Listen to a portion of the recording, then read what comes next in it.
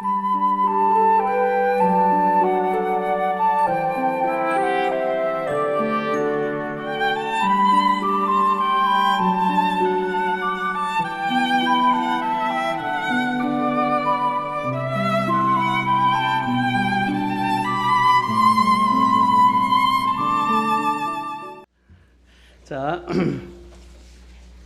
보실 오늘 하나님의 말씀 로마서 12장 1, 2절 말씀 우리 같이 보도록 하겠습니다.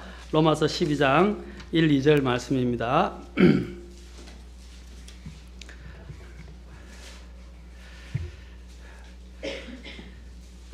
다 함께 봉독하도록 하겠습니다. 자, 시작. 그러므로 형제들아 내가 하나님의 긍휼을 힘입어 너에게 간청하노니 너희는 너희 몸을 거룩하고 하나님께서 받으실 만한 살아있는 희생물로 드리라. 그것이 너의 합당한 섬김이니라.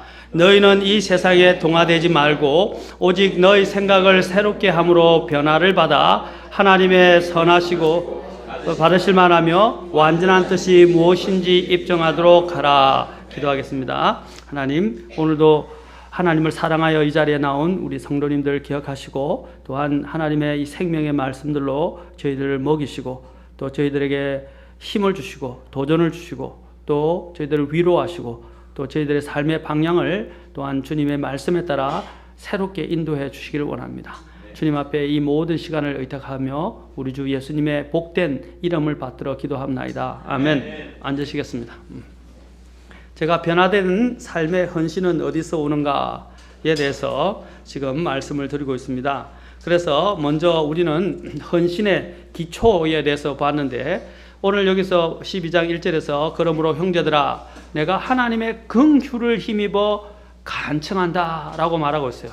그렇죠? 이 간청한다 이는 간절히 호소하고 그들에게 또한 하나님의 말씀을 이렇게 분명하게 이렇게 전달하면서 사도 바울이 오늘 이 사도 편지를 통해서 로마 성도들에게 이야기를 하고 있습니다. 그가 이 헌신을 하게 되는 헌신의 기초가 하나님의 긍휼에 근거를 두고 있다고 말했습니다. 이 긍휼은 제가 무엇인지 지난 시간에 쭉 말씀을 드렸습니다. 우리가 하나님의 긍휼을 얻기 위해서 그리스도를 섬기는 것이 아니라 이미 긍휼을 얻었고 있고 또 그 풍성한 긍휼 가운데 있기 때문에 그분께 감사함으로 그분을 또한 사랑하는 마음으로 애정을 가지고 그분을 섬기는 것이다 라고 말씀을 드렸습니다. 그래서 이제 우리가 주님 앞에 헌신의 기초는 이러한 긍휼이지만 또 헌신의 그 동기는 사랑에서 나오는 것이다. 왜냐하면 그리스도께서 우리를 먼저 사랑하셨고 그 사랑이 우리의 마음속에서 우리를 강건하기 때문에 우리가 그분을 사랑하며 그분을 섬기는 것이다 라고 했습니다. 어떤 경쟁심이나 시기심이나 질투심 때문이 아니라 또한 자신의 이득 때문에 또 자신의 영광과 자기가 더 사람들에게 관심을 받기 위해서 우리가 헌신하거나 또한 주님 앞에 드리는 것이 아니다 그랬습니다. 참된 헌신이라는 것은 하나님의 사랑의 발전기에 의해서 돌아가야 그것이 또한 되어지는 것이고 또 순수해야 한다는 것입니다. 우리의 목적은 순수해야 되고 동기 또한 순수해야 합니다. 먼저 하나님이 우리를 사랑하셨기 때문에 그분이 또한 풍성한 긍휼을 우리를 또한 부어주셨기 때문에 우리가 그것에 근거하고 또 그것에 힘입어서 주님 앞에 나아가는 것입니다. 그럼 오늘은 헌신의 목적에 대해서 말씀을 드리겠습니다. 헌신의 목적. 이 헌신의 목적은 우리가 분명히 삶을 살아가면서 알아야 될 것은 누가 중심인가 하는 것입니다. 헌신을 누구에게 하는가 하는 것입니다. 오늘 보면 이 헌신은 누구에게 하는 것입니까? 하나님께 드리는 것입니다. 또 헌신은 누구를 위해서 하는 것입니까? 무엇을 위해서 하는 거예요? 하나님을 위해서 또한 하나님의 영광을 위해서 하는 것입니다. 그렇죠? 그런데 우리가 사실 주님 앞에 나오면서 우리가 보면 이 목적들이 이기적이 돼요. 우리가 하나님의 영광을 위해서 우리가 하나님께 드리면 하나님이 어떻게 하십니까? 하나님이 오히려 그것을 보시고 더 기뻐하셔서 어떻게 해요? 더 삶을 풍성하게 주님께서는 주시는 분이십니다. 그런데 우리는 어떻게 하냐면 하나님이 우리에게 이미 많은 걸 주셨는데도 불구하고 우리는 더 자꾸 다오 한다는 거죠. 자꾸 달라고 이야기해요. 그리고 또한 모자란다고 나중에는 또 삐지고, 그렇죠? 하나님 앞에 또 하나님 앞에서 불평하고 또 하나님 앞에서 우리가 마음을 또한 의심을 가지고 또 불신을 가지고 주님 앞에 나올 때가 많이 있다는 것입니다. 우리가 항상 잊어야 할 것은 우리가 주인이 아니에요. 주인은 하나님이고 또 우리가 목적이 아니에요. 목적은 하나님과 하나님의 영광입니다. 그렇죠? 우리가 구원을 받은 것들은 무엇 때문에? 은혜로 구원받았어요. 받을 수 없는 사람들이 그 은혜의 선물을 우리가 받았다 이 말입니다. 받을 만한 가치가 없는 존재들이 그 은혜를 받았다 이 말입니다. 그러면 그 은혜를 안다면 그 은혜로 우리를 구속하시고 영원한 멸망에서 구원하신 하나님을 향하여 우리가 내 자신을 불사른들 얼마나 감사합니까? 그렇죠? 불사른들 우리는 그것이 결코 손해가 아니라는 사실입니다. 그런데 많은 사람들은 계산을 하고 또 어떤 사람들은 추격이 전도되어 있어요. 우리가 교회에 오는 많은 사람들을 보면 많은 사람들이 이런 말을 합니다. 아직 구원을 못 받았기 때문에 교회에 나온다고 이야기하고 뭐 교회에 와서 구원을 받아야 되는 것은 중요합니다. 구원을 받기 위해서 오실 분도 있어요. 그런데 어떤 사람들은 또한 하나님에 대한 두려움, 심판의 두려움 때문에 오시는 사람들도 있어요. 그래서 하나님이 심판할까 두렵기 때문에 그냥 안 올 수 없다라고 하는 거예요. 그것은 초보 신앙이에요. 그죠? 또 우리는 기복적으로 하나님 앞에 뭔가 얻으려고 나오는 사람들이 많다는 것입니다. 아까 그랬죠. 하나님께 뭔가 얻기 위해서 나오는 게 아니라 하나님이 이미 나에게 뭐 아는 것을 이미 주셨기 때문에 심지어는 영원한 생명까지 주셨기 때문에 그것에 대한 감사함으로 또 그분의 풍성한 긍휼로 말미암아 주님 앞에 나오는 것이란 말입니다. 그런데 많은 사람들이 마음의 평안을 얻으려고 나의 문제를 해결받기 위해서 내 병이 치료되기 위해서 이기적인 마음으로 나온다는 거죠. 그렇죠? 자, 우리가 이렇게 생각해 봅시다. 아프리카 난민을 돕는 문제를 한번 생각해 봅시다. 아프리카 난민 돕는 거 그게 나쁜 일 아닙니까? 좋은 일 아닙니까? 다른 사람을 구제하고 돕는 일. 그러나 많은 그리스도인들이 그리스도인이라고 하는 사람들의 단체들이 크리스찬 단체들, 기독교 단체들이 목적 없이 그냥 그 사람들에게 빵을 준다 이 말입니다. 빵을 주고 또 병원을 세우고 그들을 질병으로 치료하고 백신을 놔주고 그렇죠? 치료해 주는 건 좋은 일입니다. 우리가 그렇게 해야 돼요. 그러나 그것보다 더 중요한 일이 뭐예요? 그들에게 빵을 주는데 그 사람이 지금 죽는다면 어떻게 하시겠어요? 그 사람을 고쳐주는데 그 사람이 은혜도 모르고 그냥 하나님을 모르고 그냥 다른 데 가서 자신의 힘으로 인생을 그냥 살아간다면 어떻게 되겠어요? 하나님을 모르고 그 사람이 죽으면 어떻게 되냐 이 말이죠. 그 사람들은 지옥 가요. 지금 당장 이 배는 채웠는지 모르겠지만 그들은 영혼을 구원받지 못했기 때문에 구원받지 못했기 때문에 어디로 가냐면 지옥에 간다 이 말입니다. 목적이 분명해야 된다 이 말이에요. 선교하는 목적이 분명해야 돼요. 우리는 선교를 해서 그 사람들을 구제하고 그 사람들의 어려움을 해결해주고 사회적 문제와 정치적 문제를 해결해주고 심지어는 또한 그 병을 치료해주는 것이 목적이 아니라 이 말입니다. 그거와 더불어 물론 처음에는 무조건 복음을 들으면 그들이 받아들이지 않겠지만 항상 우리가 염두에 둬야 할 것은 뭡니까? 그들에게 복음을 통해서 영원한 생명을 얻고 영혼의 그 질병인 그렇죠? 그 죄라는 질병을 고침받게 하고 해결받게 하는 것이 우리가 해야 할 일입니다. 맞습니까? 교회에 오고 우리가 하나님께 내 자신을 드리는 문제도 마찬가지예요. 그런데 사람들이 하나님께 먼저 드릴 마음을 가지고 가져 나오지 않고 자신들의 이기적인 목적을 채우기 위해서 하나님 앞에 나온다는 것입니다.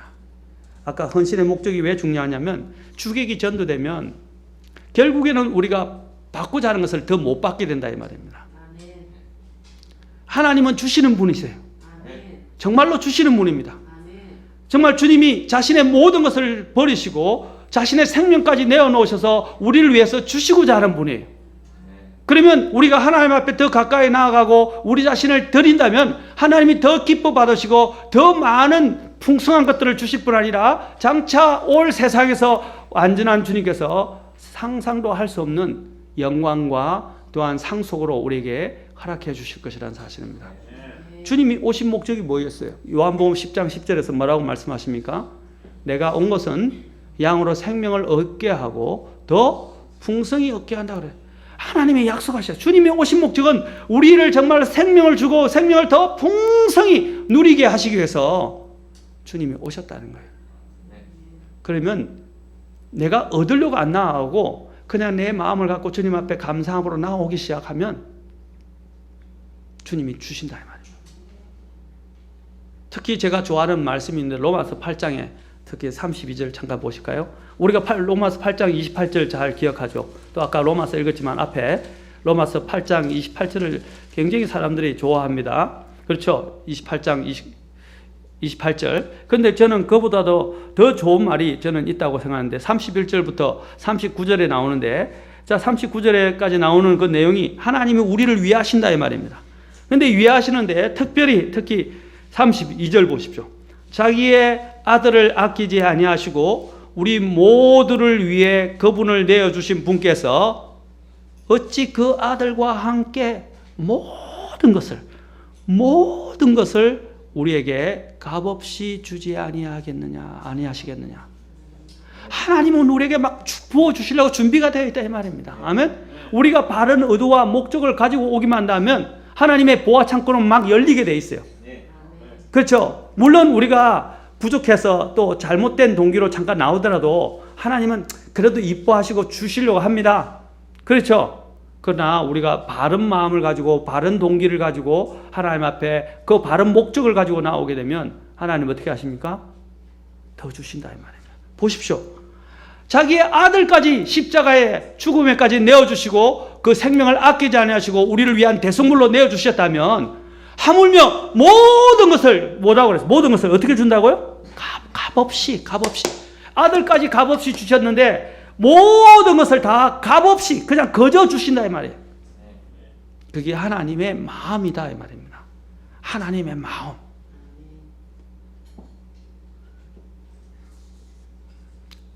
주님이 마태복음에서 또 말씀하셨죠. 구하라 그럼 주실 것이라고 말씀하시면서 뭐라고 말씀하셨어요?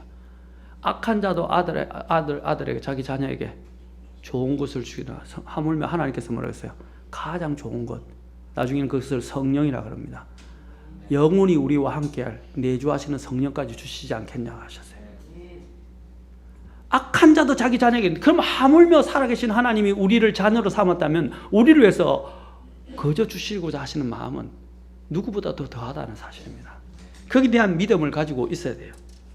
그런 마음을 우리가 이용하는 건 아니지만 그런 하나님이라는 걸 제대로 믿고 알고 우리가 하나님 앞에 그 하나님을 위해서 그냥 순수한 목적으로 나아가십시오. 그리고 주님을 한번 테스트해 보십시오. 심지어는 주님이 뭐라고 그랬어요? 물론 우리가 주님을 테스트할 수 없지만 주님을 한번 시험해보라 라고까지 말씀하셨어요. 시험해보라 이 말. 주님을 유혹하고 나쁜 길로 이렇게 나쁜 의도를 갖고 하지만 그냥 주님 앞에 한번 주님의 말씀이 옳은지 아닌지, 주님이 말씀하신 것이 정말로 주님께서 지키시지 않은지 그런 순수한 목적을 가지고 한번 해보세요. 심지어는 도박에도 돈을 우리가 목숨을 걸고 또 우리가 지금 사실 신뢰하지 못할 것들에 우리의 목숨을 건 때가 얼마나 많아요. 여러분 차 운전해 오셨죠?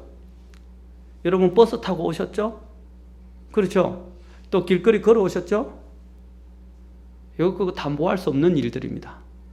내 차가 언제 어떻게 파괴가 될지 몰라요. 그렇죠?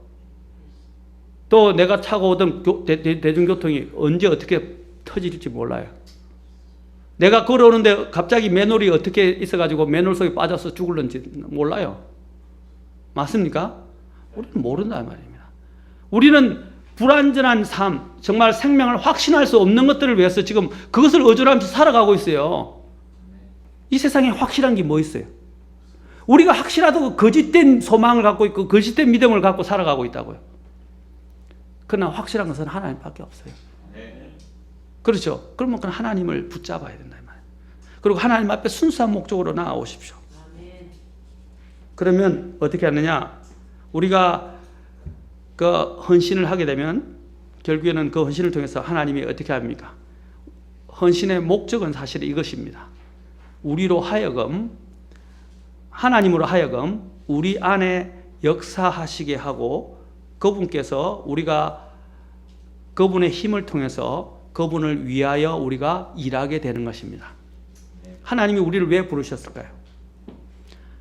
왜 부르셨을까요? 고철덩어리, 아무 쓸모없는 녹슨 고철덩어리를 그냥 방치하시려고 우리를 부르셨겠어요?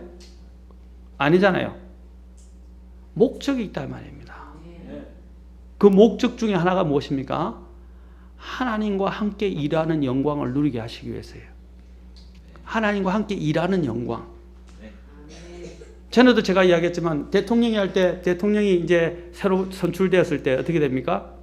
그 대통령을 위해서 다음 대통령을 위하여 뭐가 구성이 돼요? 예, 이제 비상대책위원회를 구성해서 어떻게 다음을 위해서 준비를 하잖아요. 그렇죠. 준비하는 임시 모임이 그걸 뭐라 그러죠? 인수위원회. 예. 인수위원회가 구성되죠.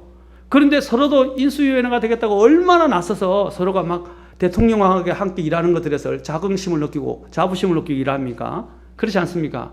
그런데 우리가 하나님 아버지께서 우리와 함께 일하시고자 우리를 부르셨다는 거예요. 그것은 엄청난 영광 아닙니까? 그렇죠.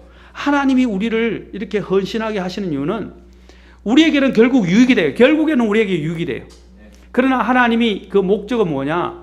우리를 통해서 하나님께서 역사하셔서 우리와 함께 하나님의 그 일들을 성취하시고 일을 하도록 우리를 부르셨다는 사실입니다. 다 전부 다 장관이 되려고 그러고 대통령 비서실장이 되려고 그러고 다 그러지 않습니까? 왜 그럽니까? 그거는 그 자체가 누리는 권력욕도 있지만은 권력욕보다 뭡니까? 그 자체가 영광이다 이 말입니다. 대통령과 함께 일한다는 그 자체가 영광이에요. 우리 장인어른도 비서실에서 일하셨어요. 이전에 비서실에서 대통령 상장 받은 게 여러 개 있어요. 몇 대 대통령을 섬겼기 때문에 대단하죠. 비서실에서 직접 섬겼으니까. 그래서 상장까지 받으셨더라고. 그래서 다 사진을 쫙 걸어놨었어요. 그 상장을.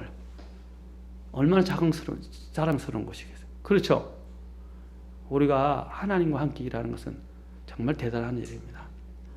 바로 헌신은 우리가 이것을 알아야 돼요. 하나님께서 나를 통해서 그 목적에 따라 일하시기 위해서 나를 부르셨고 내가 그것을 위해서 내 자신을 내어드리는 거예요.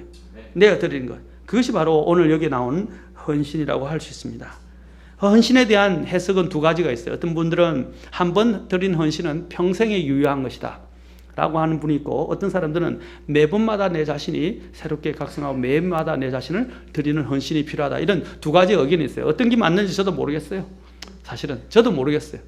저도 성경을 많이 알지만 뭐가 옳은지는 잘 모르겠어요. 어쨌든 간에 한 번 평생 내가 드린 것은, 그것은 뭐냐면 이미 내가 바쳐졌기 때문에 내가 영원히 거기서 유효하다고 믿는 것도 맞다고 생각하고, 우리는 또한 육신적이어서 언제 어딘지 타락할 수 있고 또 잘못된 죄의 세상에 빠질 수도 있잖아요. 타락할 수도 있고, 그래서 다시 돌이켜서 하나님께로 돌아올 수도 있다 이 말입니다. 그리고 다시 재헌신할 수 있다고 저는 생각을 합니다. 어떤 것이든 간에 우리는 뭡니까? 헌신하는 것은 내 자신을 드리는 거 아닙니까? 그렇죠. 내 자신을 전 드리는데 뭐 때문에 내드리냐 이 말이죠. 아까도 얘기했지만 헌신의 기초는 하나님의 긍휼과, 헌신의 동기는 하나님의 사랑이고, 헌신의 이제 목적은 무엇입니까? 나를 통해서 하나님이 일하시게 하시는 거예요. 아멘? 그렇지 않습니까? 내가 보십시오. 뭔가를 씻어가지고 뭔가를 막 이렇게 씻어서 이렇게 도왔다는 것은 왜 그것을 씻어요? 그것을 사용하기 위해서 아닙니까? 하나님이 우리를 죄로부터 우리를 씻기셨어요. 맞습니까? 세상으로부터 불러내어 죄로부터 우리를 씻기시고 세상과 구분하셔서 하나님의 목적과 용도를 위하여 두셨다는 거예요. 그게 뭐냐면 성별, sanctification, 성별이라는 용어예요. 성별이 뭐라고요? set apart. 하나님께서 따로 구분시켜서 우리를 깨끗이 시키셔서 그분의 거룩한 목적과 용도를 위하여 주님께서 우리를 따로 구분해 놓으셨다는 뜻입니다. 그게 목적이라 이 말입니다. 그래서 우리는 하나님의 용도에 맞게 우리 자신을 하나님께서 사용하시도록 내어드리는 거예요. 그게 헌신의 목적이에요. 하나님을 위하여 일하고자 하든지, 성경을 연구하든지, 복음을 전하든지, 교회를 감독하든지, 영적인 것들을 접하려면 먼저 우리는 하나님께서 하나님으로 하여금 우리에게 우리 안에서 역사하도록 해서 우리가 부서지고 주님 앞에서 다스림 받고 하나님께 징계를 먼저 받아야만 합니다. 헌신한 다음에 먼저 우리가 주님을 위해서 무엇인가를 이루려는 갈망을 가져서는 안 됩니다. 헌신이 되기 위해서는 뭐가 돼야 돼요? 여러분 보십시오. 여기 했는데 내가 사용할 목적에 맞지를 않아요. 그럼 이것을 어떻게 하면 이 도자기를 다 부숴요. 그렇죠? 그리고 녹이를 썼으면 이거 다시 새로 녹여요. 그래서 어떻게 해요? 새로 토기장이가 자신의 목적대로 용도에 맞게 다시 빚는다 이 말이에요. 제가 말하는 것은 우리가 헌신하기 위해서는 먼저 내가 깨져야 돼요. 내 자아가 깨어져야 되고 나에 있는 육체가 무너져야 되고 우리가 정말 주님이 쓰시기에 합당한 용도로 새롭게 싹 구성되어져야 됩니다. 새롭게 구성돼요. 어느 새롭게 구성되기 위해서 하나님이 나중에 12장에서 계속해서 어떻게 해서 새롭게 되는가를 이야기하는데 그 중에 나중에 이야기하겠지만 12장 2절에서 뭐라고 그랬어요? 몸을 먼저 드리고 1절에서 2절에 생각을 새롭게 함으로 변화를 받으라. 이게 새롭게 빚어지는 거예요. 우리는 헌신하는 건 뭐예요? 옛날에 헌신의 가장 대표적인 사례가 뭐예요? 번제 아닙니까? 번제는 그 있는 짐승이 희생 짐승이 하나도 버려지는 것이 없었어요.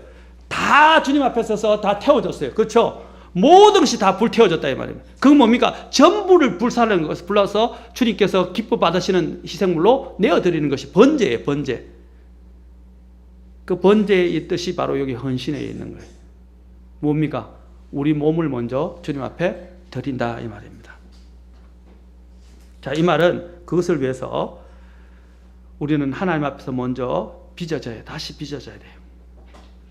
우리는 헌신, 빚어지기 위해서는 먼저 어떻게 해요? 그 빚어지기 위해서는 내 자신을 주님 앞에 내어드려야 돼요. 먼저 내어드리고 그 다음에 주님께서 다시 빚으시기 시작하는 것입니다. 우리는 헌신한 다음에 먼저 주님을 위하여 무엇인가를 이루려는 갈망을 가져서는 안 됩니다. 우리는 제단 위에 올려져서 하나님께서 우리 안에 역사하셔서 우리를 불태워서 하나님이 기뻐 받으시는 그러한 희생물로 다 드려지도록 우리는 우리 자신을 내어드려야 합니다. 이렇게 태우는 역사가 있은 후에 우리는 주님을 위해서 일할 수 있게 됩니다. 헌신의 의미가 뭡니까? 제물이 되는 거예요. 희생 제물이 되는 거예요. 희생 제물이 되면 어떻게 합니까? 전적으로 그것은 누구를 위하여 드려진 겁니까? 하나님을 위하여 드려진 것이네. 그런데 사람들이 헌신을 해놓고 하나님 위해서 살지 않는다 이 말. 우리는 구원받을 때 이미 하나님 앞에 드려졌어요. 그런데 그 목적을 잊고 산다 이 말입니다. 그런데 그 목적을 잃을 때 하나님의 마음이 어떻겠어요? 여러분 이사야와 예레미야를 읽어보십시오. 특히 이사야. 하나님이 제일 아파하는 게 뭐예요?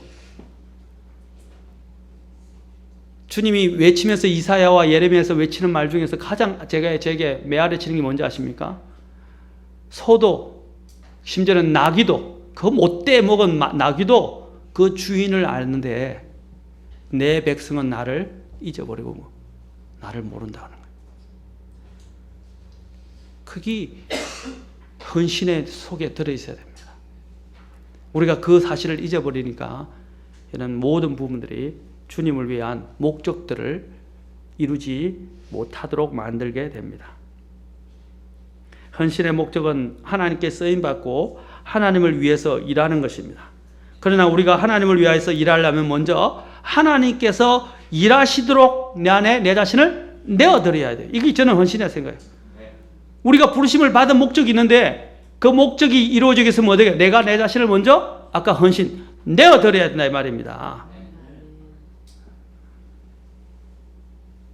우리가 우리 자신을 하나님께 헌신하는 것은 하나님을 위하여 일하기 위한 것이지만 우리의 관점에서의 강조점은 하나님께서 일하시도록 내 안에서 역사하시고 일하시도록 내 자신을 내어드린 데 있다는 것입니다. 헌신의 목적은 그러므로 헌신의 목적은 하나님을 위해서 일하는 수준에까지 이르도록 하나님께서 일하도록 하는 데 있습니다. 내 안에서 일하게 한다 이 말이에요. 그래서 우리가 구원받은 목적들을 우리는 잊어버린데 자 에베소서 우리가 잠깐 먼저 가봅시다. 에베소서 2장 10절 2장 10절을 잠깐 보도록 합시다.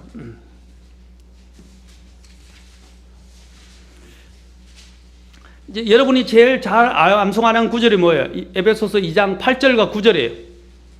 그런데 수많은 사람들이 제가 늘 이야기하지만 에베소서 2장 8절과 9절에서 그냥 끝나버려요. 사람들이 그것만 강조하고 거기서 끝나버린다 이 말입니다. 뭐예요? 은혜로 인해서 믿음을 통하여 은혜로 구원받았다는 겁니다. 그것은 하나님의 선물이라 행해서 난 것이 아니니 이것은 아무도 자랑하지 못하게 하렵니다. 8, 9절에. 그런데 사람들이 더 기억해야 될 중요한 것을 우리는 잊어버리면 안 돼요. 8, 9절만 저는 강조하면 안 돼요. 안 된다고 믿어요. 10절이 더 중요한 문제입니다. 우리가 구원받은 목적이 뭐예요? 10절 같이 읽어보겠습니다. 시작. 우리는 그분의 작품이요 그리스도 예수님 안에서 선한 행위를 하도록 창조된 자들이니라. 하나님께서 그 선한 행위를 미리 정하신 것은 우리가 그 행위 가운데서 걷게 하려 하십니다. 무엇 때문에 창조되었다고 우리가요? 선한 그 예수님 안에서 선한 행위를 하도록 창조됐다 이 말이에요. 그 우리가 다 새롭게 빚어진 창조물이죠. 맞습니까? 피조물입니다. 맞습니까? 그리스도 안에 있는 누구든지 새로운 피조물이라. 옛 것은 지나가서 이전 것은 지나가 보라. 뭐라 했어요? 새 것이 되었도다 그랬어요. 그런데 그 새롭게 창조된 그 목적이 뭐라고요? 예수 그리스도 안에서 선한 행위를 하도록 창조되었다 이 말입니다.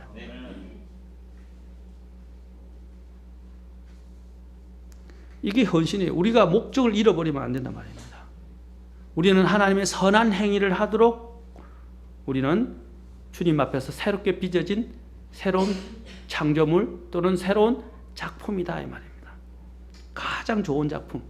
그러면 그 선한 행위들 안에서 어떻게 하라고요? 걸어가라 이 말입니다. 걸어가라. 걸어가라 그러죠? 선한 행위에서. 죄송합니다만 내가 아기가 태어났는데 걷지도 못해요. 평생을 걷지도 못해요. 다리도 있는데도 안 걸어요. 부모들 저도 그랬는데 우리 애들이 나중에 부모들이 안달할 때가 뭐냐면 우리 애가 걸을 나이가 됐는데 안 걷나요? 맨날 기기만 하고 걷지를 않는다는 거예요. 그래 발을 동동 굴러요. 왜 우리 애가 문제가 있나? 왜 다른 애보다 늦나? 말도 늦고 심지어는 걷는 것도 못 걷고 있고 지금 3살이 다 돼가는데 걷지도 못하고 막 또 발을 동동 굴어요. 그럼 하나님도 마찬가지잖아요. 우리가 걷지 못하게 될 때 어떻게 돼요? 많은 사람이 선한 행위 안에서 걸어가도록 부르심을 받았는데 거기에 따라 걷지 못할 때 주님의 마음이 어떠시겠냐 말이에요. 자, 디도스로 들어가 봅시다. 디도스 2장도 봅시다. 여기서 동일한 말을 이야기하고 있습니다. 디도서 2장, 자, 여기서 11절부터, 자, 쭉 보십시오. 11절부터 15절까지 쭉 읽는데, 그 중에서, 자, 구원을, 11절에 보니까 구원을 가져다 주시는 하나님의 은혜가 모든 사람에게 나타났다. 특히 우리가 구원받았죠? 그렇죠? 자, 그 은혜를 인해서 우리가 구원받았어요. 그런데 14절 잘 보세요. 14절 같이 읽겠습니다. 시작. 그분께서 우리를 위하여 자신을 주심은 모든 불법으로부터 친히 우리를 구속하시고 정결하게 하사 선한 행위에 열심을 내는 백성 곧 자신을 위한 특별한 백성이 되게 하려 하심이라. 뭐라고 됐습니까? 우리를 불법에서 자기 자신을 주셔서 희생하셔서 불법으로 우리를 구속하시고 정결하신 이유가 뭐라고요? 원래 이 말은 이렇게 씁니다. 그 이유는 또는 그 목적은 이런 뜻입니다. 정결하게 하신 목적은 이 말입니다. 뭐예요? 똑같이 선한 행위에 열심을 내는 백성. 곧 하나님을 위한 그 열심을 맺은 백성을 하나님이 뭐라고 표현하세요? 그분을 위한 특별한 백성이래요. 특별한. 맞습니까? 우리 주님도 제자들이 있었어요. 제자들이. 주님도. 맞습니까? 근데 주님에게도 나중에 보면 고린도서 15장에 보면 500명이 나와요. 맞습니까? 네. 그 다음에 또 나중에 또 사도행전 2장에 보면 몇 명이 나와요? 120명이 나와요. 또 여러분 마태복음에 보면 누가복음과 마태복음에 또 주님이 몇 명을 보냅니까? 70명을 보내요. 또 주님의 제자 중에는 또 몇 명이 있었어요? 12명의 제자가 있었어요. 근데 12명 중에서 또 주님이 특별히 또 가까이 두신 또 3사람이 있어요. 또 3사람 중에서 주님이 또 가장 사랑하신 제자가 있었어요. 누가 더 특별해요? 500명 중에 있는 사람이 계세요? 한 명이 계세요? 아니면 그 3명 중에서 있어요? 어떤 게 더 특별해? 예, 마찬가지입니다. 하나님 앞에서 우리는 그냥 구원받은 그는 500명 이런 사람들이 아니라 사도 요한처럼 주님 앞에 특별히 사랑을 받는 그런 사람이 돼요. 그게 어떻게 됐어요? 선한 행위를 하도록 주님께서 바로 선한 행위에 열심을 내는 백성을 주님은 자신을 위한 특별한 백성이라고 말합니다. 어떤 사람이 특별한 백성이라고요? 선한 행위에 열심을 내는 백성.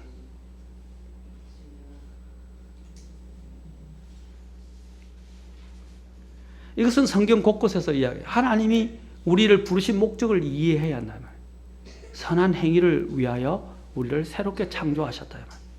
그리고 더 나아가서 주님이 이제 일하도록 하는데 빌립보서 1장으로 또 가봅시다. 빌립보서 1장 6절.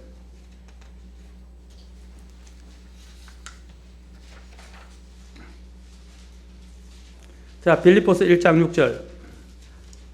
자, 이것도 우리 같이 한번 읽어보도록 합시다. 자, 시작. 너희 안에서 선한 일을 시작하신 분께서 예수 그리스도의 날까지 그 일을 이루실 것, 바로 이것을 나는 확신하노라. 우리 안에서 무엇을 시작하셨다고 주님이? 선한 일을. 이 선한, 아까 선한 행위, 이 선한 행위 또는 선한 일을 위하여 우리를 부르셨다 이 말입니다. 아멘? 이 선한 일을 주님이 일하시도록 해야 돼요. 주님, 누가 시작했다고 이 선한 일을요? 주님이 시작하셨다. 그런데 사도 바울은 그래서 그 예수 그리스도의 날까지 그분께서 그 일을 이루시리라. 하나님이 헌신의 목적은 하나님께서 내 안에서 일하시게 하는 것입니다. 자, 그러면 2장으로 갑시다. 빌립보서 2장 2절부터 13절을 봅시다. 여기 보면 뭐라고 되어 있습니까? 구원을 받았는데 구원을 어떻게 하라고 되어 있어요? 그러므로 나의 사랑하는 자들아, 너희가 항상 순종한 것 같이 내가 있을 때뿐 아니라 지금 내가 없을 때도 더욱더 순종하여 두려움과 떨림으로 너희 자신의 구원을 어떻게 하라고요? 일하여 드러내라.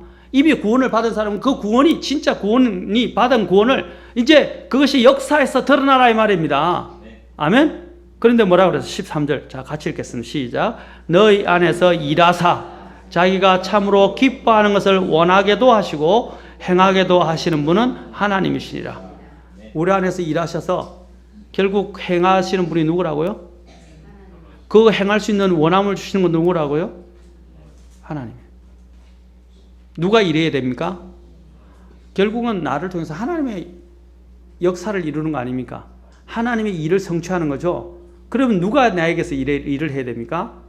하나님이 나에게서 일을 하게 하는 겁니다. 이것이 하나님이 기뻐하시는 것입니다.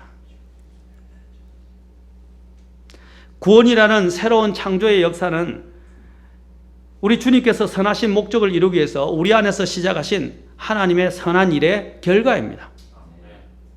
그러므로 우리는 예수 그리스도를 믿는 믿음으로 그분을 위해서 행하는 모든 일은 하나님께서 우리 안에서 새 생명을 주시고 새로운 피조물이 되게 하셔서 우리 안에서 시작하신 선한 일의 결과입니다.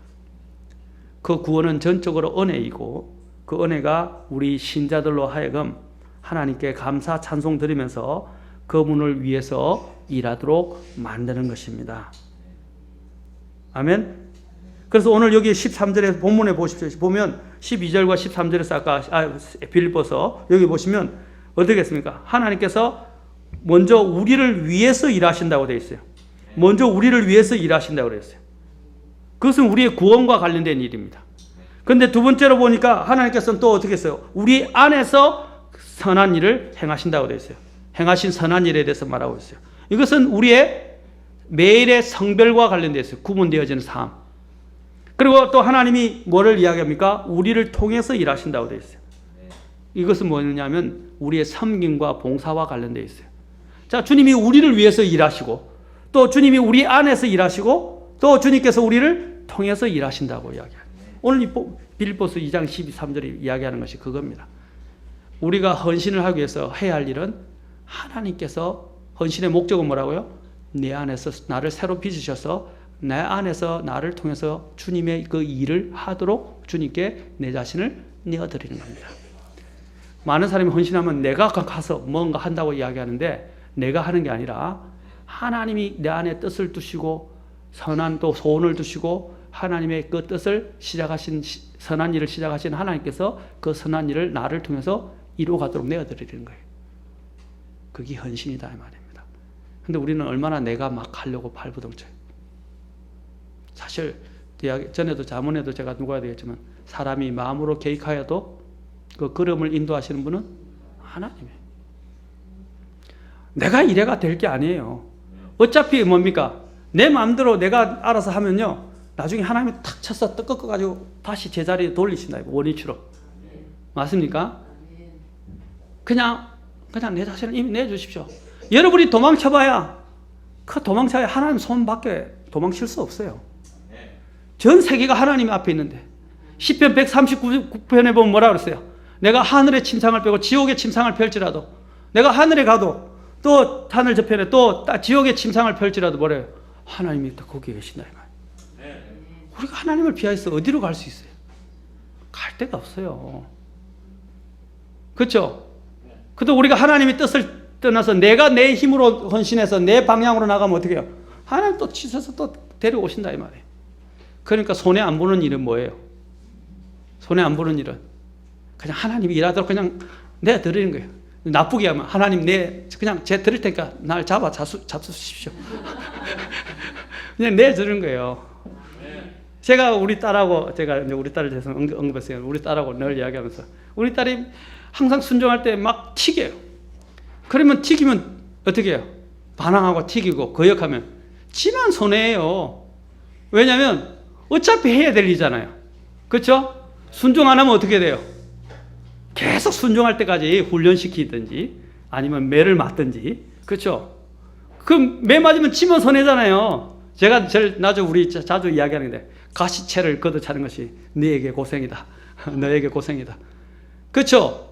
가시채를 걷어차면 지만 고생이에요. 어차피 순종할 거잖아요. 결국은 순종할 건데 그냥 좋은 마음으로 빨리 순종하면 끝나는데 왜 매를 벌고 매를 맞고 난 다음에 순종하냐 이 말이죠. 우리 자녀들이 그렇죠. 어차피 순종할 일이라면 그냥 마음을 열고 순종하면 돼요. 매 받고 하게 되면 그냥 고생만 하고 아프기만 할 뿐이에요. 하나님 앞에 드리는 것도 마찬가지예요. 하나님 앞에서 자꾸 딴 길로 가서 내 힘으로 하려고 하지 말고 주님의 뜻을 알고 주님의 내 안에서 역사하셔서 나를 통해서 일하시도록 그냥 내어드리라 이 말입니다. 단순한 거예요. 그리스도의 삶은 단순합니다. 맞습니까? 복잡한 거 아니에요. 근데 많은 사람들이 너무 복잡하게 살아요. 생각이 너무 많아요. 따지는 게 너무 많아요. 그러면 결국 나중에는 내 손해예요. 그냥 주님께 드리라면 단순하게 드리면 돼요. 맞습니까? 그래서 사실은 쉽지가 않아요. 이 인간이 참 미묘해요. 그리고 복잡해요. 제일 중요한 게 뭐냐면 이 마음이에요. 감정. 특히 감정. 이 남자들이 이 쓸데없는 자존심들이 특히 그렇잖아요. 남자들이 알면서도 어떻게 해요? 불순종해요. 여러분 자매님들 특히 이걸 잘 아셔야 돼요. 여러분들이 이제 한겨님들을 잘 다루려면요, 이 남자들을 격동시키지 마세요. 특히 자존심을 무너뜨리지 마세요. 남자들은 어떤 존재냐면 알면서도 버팅이고 반 안 해요. 아담 보세요. 알면서도 뭐라 했어요? 그가 범죄했어요. 해서는 안 되고 먹어서는 안 된다는 걸 알고 있었던, 직접적으로 명령을 받았던 사람이에요. 그런데 어떻게 했어요? 알면서도 거역했어요. 여러분 남편도 그래요. 여러분 남편에게 지혜롭게 가야지, 남편에게 막 여러분이 대들면서 군의를 무시하고 자존심을 상하게 하면요, 남편이 알고 있으면서도 기분 나빠서 안 해버려요. 그리고 버럭해요. 그렇죠? 그게 자매들이 지혜롭게 다. 그 남자가 원래 그래요. 근데 어떤 분들은 나는 그런 남자가 아닌데요. 근데 하나님이 그렇게 만드셨어요. 우리가 하나님의 뜻을 잘 알고 주님께서 내 자신을 위해서 일하시도록 해야 합니다. 그래야만이 그 삶이 아름다워지고 그 삶을 통해서 하나님께서 우리를 새롭게 빚어가면서 주님이 원래 목적으로 하신 그 뜻을 하나님이 성취하신다 이 말입니다. 우리의 목적이 뭐예요? 결국 우리가 하나님 앞에 서게 될 것이고, 하나님이 나중에 평가하실 건 뭐예요? 내가 너 안에서 일했느냐, 아니면 우리가 우리 자신을 위해서 우리의 힘으로 일했냐, 그것을 가지고 주님이 판단하실 거예요. 아까 헌신의 동기가 뭐라고요? 사랑에 의해서 했는지, 하나님의 긍휼과 사랑을 힘입어서 했는지, 그리고 또한 하나님께서 내 안에서 일하게 하셔서 일을 했는지 나중에 주님 앞에 다 서게 될 것이다 이 말입니다. 그때 가서는 후회해도 소용이 없어요. 그렇죠? 하나님께서 섰을 때도 너를 통해서 내가 일했구나 하는 것들이 주님이 인정하시고 또 주님이 받아들이시는 그런 모습이 되면 좋겠습니다. 우리는 다음 시간에 뭘 배우냐면 이제 헌신의 도구에 대해서 볼 것입니다. 헌신의 도구가 무엇인가? 이 부분들을 좀 더 깊이 있게 좀 더 살펴볼 수 있으면 좋겠습니다. 오늘은 하나님이 나를 부르신 그 헌신의 목적, 그것을 잊지 마십시오. 목적이 뭐라고요? 하나님이 선한 행위를 곧 나를 통해서 일하게 하시기, 나를 통해서 일하시기 위해서 나를 부르셨다 이 말이에요.